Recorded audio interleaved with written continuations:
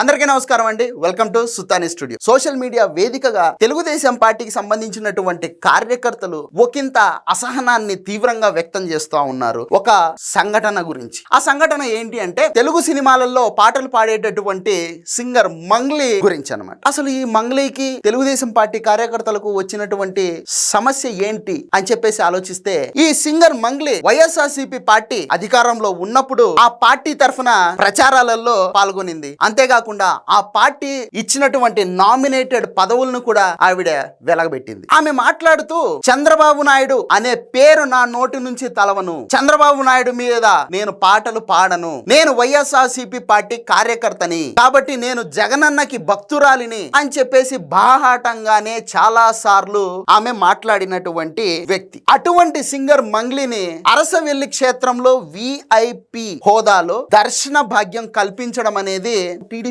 కార్యకర్తలకు బాధ కలిగించినటువంటి విషయం. కేవలం సింగర్ మంగ్లీ విషయంలోనే కాదు, తెలుగుదేశం పార్టీ కార్యకర్తలు పాపం గత కొన్నాళ్లుగా వాళ్ళు బాధని వ్యక్తం చేస్తా ఉన్నారు. ఎందుకంటే గత 5 సంవత్సరాల పాటు జగన్మోహన్ రెడ్డి గారు ముఖ్యమంత్రిగా ఉండగా ఆంధ్రప్రదేశ్ లో తెలుగుదేశం పార్టీ కార్యకర్త అనేవాడు కనపడితే వాణ్ణి కొట్టడము, చంపడము, లేదా అక్రమ కేసులు పెట్టి జైళ్లకు పంపడము, ఇలా రకరకాలుగా వాళ్ళను హింసించేవాళ్ళు. తెలుగుదేశం పార్టీ కార్యకర్త వ్యాపారాలు చేసుకుంటే వాళ్ళ వ్యాపారాలను సర్వనాశనం చేసేవాళ్ళు. తెలుగుదేశం పార్టీ కార్యకర్తలు ఉద్యోగాలు చేసుకుంటే వాళ్ళ ఉద్యోగాలను సైతం తీయించేసేవాళ్ళు. తెలుగుదేశం పార్టీ కార్యకర్త జెండా పట్టుకుంటే ఆ కుటుంబాలని విపరీతంగా హింసించేవాళ్ళు. తెలుగుదేశం పార్టీ కార్యకర్త అని తెలిస్తే చాలు వాళ్ళని వెంటాడి వేధించి ముప్పు తిప్పలు పెట్టేటటువంటి వాడు జగన్మోహన్ రెడ్డి, అతని పార్టీ నాయకులు, కార్యకర్తలు కూడా. జగన్మోహన్ రెడ్డి సైకోతత్వం ఎంతవరకు వెళ్ళిపోయింది అంటే, తెలుగుదేశం పార్టీ కార్యకర్తల్ని నడి రోడ్డు మీద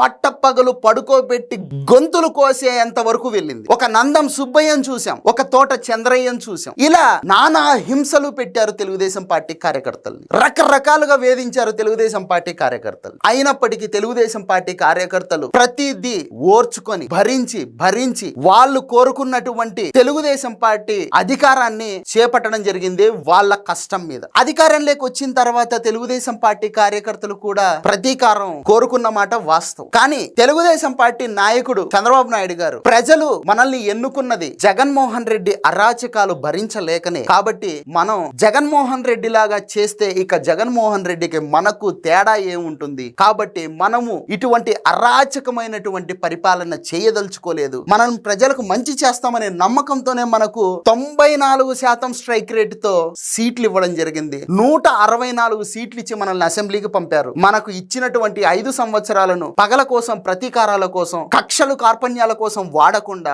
ఆంధ్రప్రదేశ్ అభివృద్ధి కోసం కష్టపడదామని చెప్పి ఆయన బాహాటంగా చెప్పడం జరిగింది. చెప్పిన తర్వాత తెలుగుదేశం పార్టీ కార్యకర్తలు వాళ్ళ అధినాయకుడి మాటని మన్నించి, మనస్ఫూర్తిగా అంగీకరించి, ఏకీభవించి చంద్రబాబు నాయుడు గారి కష్టంలో వీళ్ళు కూడా తోడవుతూ ఆయన చేస్తున్నటువంటి కష్టానికి తగినట్టు వీళ్ళు కూడా వాళ్ళ పార్టీ కార్యక్రమాల్లో చురుగ్గా పాల్గొంటున్నారు. ఇక్కడ వరకు అంతా బాగానే ఉంది. కానీ అసలు సమస్య మొదలైంది ఎక్కడరా అంటే, అక్కడక్కడ జరుగుతున్నటువంటి చిన్న తప్పులు. ఎవరైతే వైఎస్ఆర్సీపీ పార్టీలో, ఎవరైతే గత 5 సంవత్సరాలుగా వైఎస్ఆర్సీపీ పార్టీ అధికారంలో ఉందని అధికార పార్టీ అండ చూసుకొని విర్రవీగిపోయి తెలుగుదేశం పార్టీ కార్యకర్తలను, నాయకులను విచ్చలవిడిగా దూషణలకు పాల్పడుతూ, వారి మీద వ్యక్తిగతంగా హింసకు, దాడులకు పాల్పడుతూ చెలరేగిపోయారో అటువంటి కొంతమందిని తెలుగుదేశం పార్టీ నాయకులు పక్కన పెట్టుకొని తిరుగుతుండడం పాపం తెలుగుదేశం పార్టీ కార్యకర్తలకు చాలా బాధగా అనిపిస్తుంది. అంతేకాకుండా తప్పు చేసిన వాడికి శిక్ష పడాలి అనేది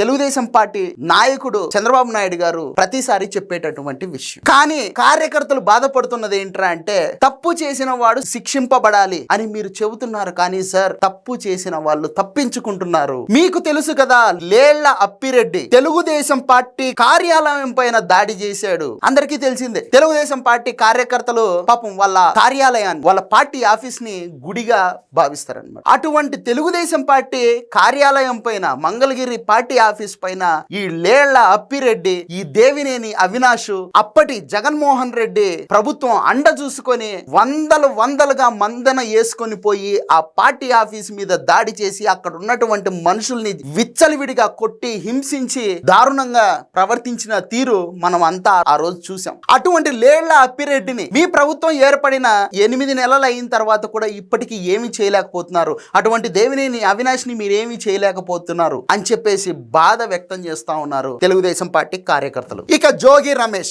ఈ బఫూను చంద్రబాబు నాయుడు గారి ఇంటి మీదకి మందనేసుకొని పోయి గొడవ చేసి ఆ రోజు చంద్రబాబు నాయుడు గారిని చంపడానికి ప్రయత్నం చేశాడు. ఇదందరికీ తెలుసు. ఆ రోజు అలా గొడవ చేయడం వల్ల, ఆ రోజు చంద్రబాబు నాయుడు గారి ఇంటి మీద దాడి చేయడం వల్లే జోగి రమేష్ కి జగన్మోహన్ రెడ్డి మంత్రి పదవి ఇచ్చాడు అనేది కూడా ప్రజలందరికీ తెలిసినటువంటి విషయం. అటువంటి జోగి రమేష్ ని ఈ రోజు కూటమి ప్రభుత్వం ఏమీ చేయకుండా వదిలేసింది. ఎందుకు అనే ప్రశ్న ఉత్పన్నమై బాధపడతా ఉన్నారు తెలుగుదేశం పార్టీ కార్యకర్తలు. ఇక సోషల్ సైకో ఉన్మాది సజ్జల భార్గవ్ రెడ్డి. ఈ Sajjala Bhargav Reddy YSRCP social media incharge అయిన తర్వాత సోషల్ మీడియా అనేది ఎంత జుగుప్సగా మారిపోయిందనేది ప్రతి ఒక్కరికి తెలుసు. ప్రత్యర్థి పార్టీలు, అది జనసేన కానీ, బీజేపీ కానీ, కాంగ్రెస్ కానీ, లేదంటే గనక తెలుగుదేశం పార్టీ కానీ, ప్రత్యర్థి పార్టీలు మాత్రమే కాకుండా జగన్మోహన్ రెడ్డి సొంత చెల్లి షర్మిల అయినా, సొంత తల్లి విజయలక్ష్మి గారైనా సరే, జగన్మోహన్ రెడ్డి గారికి వ్యతిరేకంగా